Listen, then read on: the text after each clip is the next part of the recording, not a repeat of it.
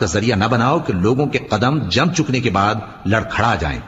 اور اس وجہ سے کہ تم نے لوگوں کو اللہ کے رستے سے روکا تم کو سزا چکھنی پڑے اور تمہیں بڑا سخت عذاب ملے۔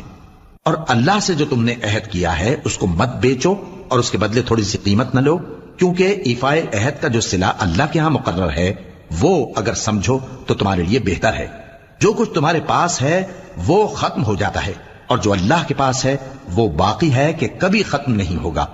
اور جن لوگوں نے صبر کیا ہم ان کو ان کے اعمال کا بہت اچھا بدلہ دیں گے۔ جو شخص نیک اعمال کرے گا، مرد ہو یا عورت، اور وہ مومن بھی ہوگا، تو ہم اس کو دنیا میں پاک زندگی بسر کروائیں گے اور آخرت میں ان کے اعمال کا نہایت اچھا صلہ دیں گے۔ سو جب تم قرآن پڑھنے لگو تو شیطان مردود سے اللہ کی پناہ مانگ لیا کرو۔ حقیقت یہ ہے کہ جو مومن ہیں اور اپنے پروردگار پر بھروسہ رکھتے ہیں ان پر اس کا کچھ زور نہیں چلتا، اس کا زور انہی لوگوں پر چلتا ہے جو اس کو رفیق بناتے ہیں